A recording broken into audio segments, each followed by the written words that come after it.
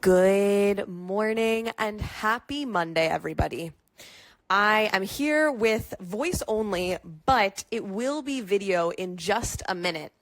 As I was in post editing today's episode, I learned that the first 2 minutes somehow did not record sound. But after 2:01, we were smooth sailing. So I am going to use this introduction just to let you know two important things. One, I have two friends who were live while I was recording in the studio, Carly and Liv, and I'm telling you that because they're going to make a comeback and I want you to know what was happening. And number two, today's episode, we are talking about death. But we are talking about death in a way that brings light to death. So without further ado, video is on its way. Happy Monday. My name's Alyssa, and thanks for tuning back in to Room for Sunshine.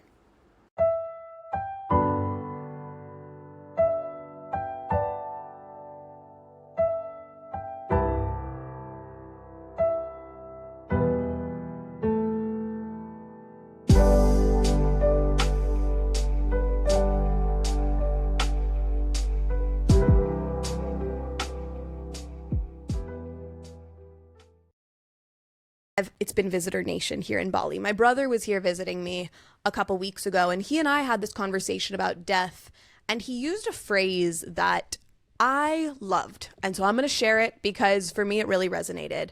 And it was called dying cleanly. Dying cleanly, the way I interpret it, is actually different than dying with regrets. So it's not to say, okay, if you were sitting on your deathbed tomorrow, what would you regret having done or not done? To me, dying cleanly is it messy, right? Like the opposite of clean, to be a mess. Are there ties that haven't been closed? Are there relationships where there's room for forgiveness or change? Is there something in your own self that has room to be appreciated or thanked? And regret, right? Like that's a whole nother topic. I'm sure that we could dive into what does it mean to regret doing or not doing something? And in a lot of ways, it's like regret to me is, are we sad or are we disappointed that we did or didn't live in our best lives? But dying cleanly is something that I think we can actively step into in the now. And so I'm going to pause on that and go back to death for a second, just to jump into a different bandwagon. In a yoga class today, I was talking about power and giving power to, we're going to pause because as happens in the Bali treehouse, there's visitors and guests, and it just happens to be a busy day here. Okay. So going back to death, just on a really light note, back to death. So in a yoga class today, I was talking about where we give our power, where we give our energy. And to me, when you acknowledge something or bring awareness to something, you automatically give it power and also take power away from it. So if we never talk about death while we're alive, we're sort of living without addressing it and potentially then in fear of it, in anticipation of it.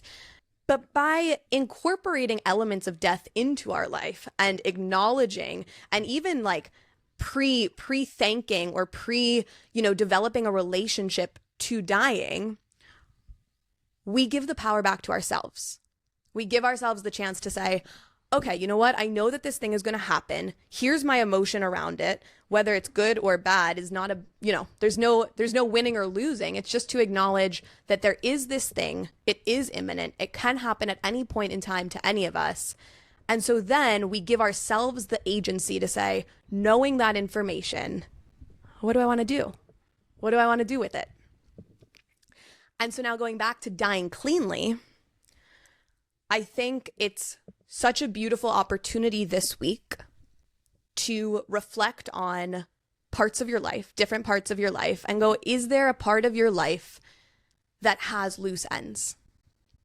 Is there someone you can make amends with who you've been holding on to that grudge for or with for however long, 10 years or a day? Is there something that you have wanted to do that's on a bucket list that you could actively do that's not gonna, blow your life up into flames? And for me, Excuse me. For me, the reason this came up with my brother was there was a mentor of mine who I've had over the past 2 years this rocky relationship with her. And I was reflecting on just what that relationship had been, where it stands currently. And I realized that I didn't feel at peace with where things had ended. I felt distraught. It had ended in a state of me asking to meet with her and her responding saying no, basically. And I know that there's so much context I could give that I'm not going to give for the sake of the story and the sake of privacy. But then I was thinking about this dying cleanly, and I will say over the past 2 years, I've done a lot of healing work. So I've spent a lot of time and energy looking at all my relationships, looking at my life, and trying to heal little pieces, one step at a time. But this one was weighing on me, which was interesting because it's not somebody that I thought I really even cared about that much. And so I thought about it and I was like, okay, I'm going to do this. I'm going to reach out in order to kind of close that loop. And then when I reached out, I was rejected. I was met with, nope, take care. And so then I was like, shit, well, how do you close the loop if someone doesn't want to close the loop back with you? And this is kind of a brain fuck, right? Like we want something and we're thinking, I'm going to forgive. I want forgiveness. It should be two ways. But life doesn't work that way. And so instead, what I did for myself was I spent 30 minutes reflecting, journaling, meditating on what that relationship had been, how it had served me, and how I was going to really let it go. And what that looked like was I just kind of created this little ritual where I envisioned what had happened, and I literally sent it out and away. And all the emotions associated with it, I imagined that it was no longer something I was storing in my body and in my mind. And that can sound like a stretch, I'm sure. Somebody listening is probably like, okay, yeah, it's cool. Were you thinking that? Kind of. Yeah. Right. Exactly. So in case you can't hear that, Carly's basically saying all we have control of is ourselves, which is exactly the point of this. The point is, what can you do for you to die cleanly? That has nothing to do with anybody else. If you reach out to your ex to just say, hey, sorry about how things ended, and they don't respond, cool, that's their shit to deal with.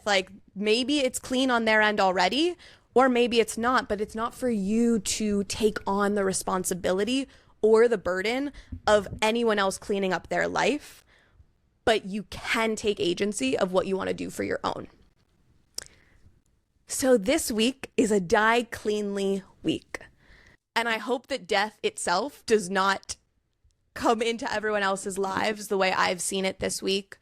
But I think the more that we can develop a healthy relationship with the concept of death while we're alive actually empowers us to do the things we want to do. I was reading this article on Forbes actually about this woman who used to work with people who were dying. And the number one regret, she said, was people living a life that wasn't aligned for them because of what others expected of them. And I thought that was so interesting. So much of our relationship, so much of how we see ourselves and how many decisions we make are based on others' judgment of us, others' opinions of what is right and wrong. And so if we can take the dying cleanly into our own hands and go, what's not feeling good still?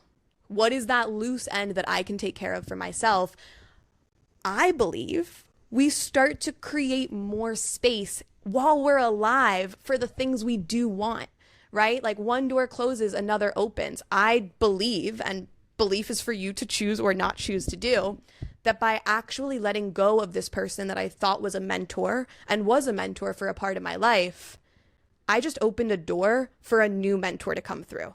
I just opened up an opportunity to see beyond this one little relationship, this one circle, this one loop, and go into the bigger loop, the bigger idea behind who's in my life, how am I living my life, And while it's not always going to be like sing song super easy where you're like, okay, check, forgiveness, forgiveness, I think that we can move in that direction. And I think it just takes giving that energy, even if it feels uncomfortable, to have a little date with death. Stay healthy, take care of yourselves, but let's die cleanly together. And let me know how that goes.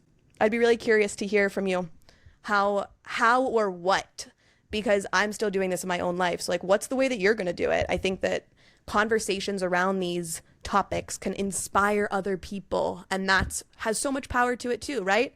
Give power to inspiration, more inspiration can come through. So a light and dark Monday episode. My name is Alyssa. I have Olivia and Carly here in the studio with me. It's great to have them here. You can't see them, but I can. And it's so nice to have smiling faces rather than me just looking at my plant and my trees and my trees on the other side in the Bali tree house. My name is Alyssa, at Room for Sunshine. Follow us on Instagram. If you like the podcast, send it to a friend. Let's keep the energetic sprinkle going out throughout the world. Have an amazing day, and I'll see you next Monday. Yeah.